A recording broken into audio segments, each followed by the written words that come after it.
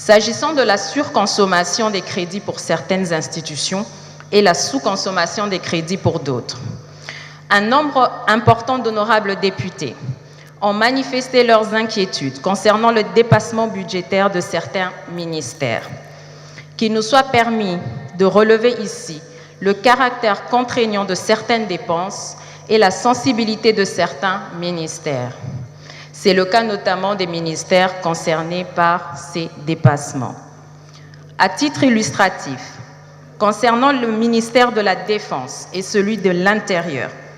la guerre à l'Est a poussé le gouvernement à engager des dépenses qui n'étaient initialement pas prévues au budget de l'État en vue d'acquérir les nouveaux matériels militaires, financer les mouvements des troupes, payer les primes supplémentaires aux unités engagées au front, mettre à disposition des sommes importantes aux différents états-majors en vue de maintenir la sécurité dans les provinces sous état de siège. Dans le secteur de l'éducation, nul n'est sans ignorer la volonté ferme et affichée du président de la République et chef de l'État, son Excellence Félix-Antoine Tshisekedi Tshilombo, de rendre effective la gratuité de l'enseignement conformément à l'article 43 de la Constitution de notre pays, promulguée en 2006, tel que complété et modifié en 2011. Le gouvernement de la République, ayant la responsabilité de traduire la vision du chef de l'État, n'a pas dérogé à sa responsabilité de la prise en charge de la gratuité de l'enseignement de base, ce qui a conduit à la mécanisation et au paiement des nouvelles unités, au paiement des primes de gratuité, à la construction des nouvelles classes et d'autres dépenses.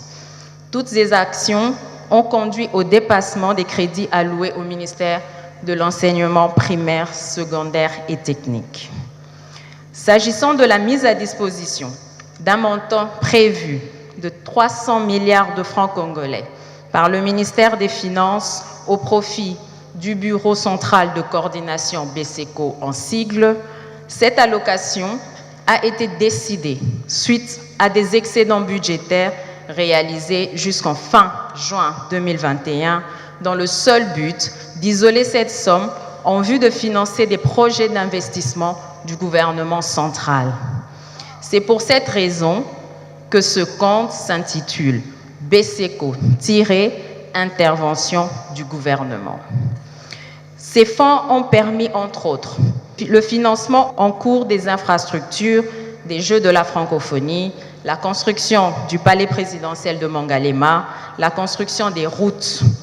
dont Secomaf à Kinshasa, route en terre battue et voirie urbaine en Ituri, et tant d'autres. Ces financements ont aussi permis la finalisation du projet des écoles au Kanchachi et tant d'autres projets. Il s'agit des projets dans le BCECO,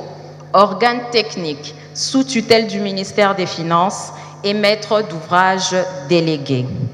Vous conviendrez donc avec moi qu'il n'a jamais été question de construire une quelconque infrastructure pour le compte du BCECO avec ces fonds, comme cela avait été affirmé.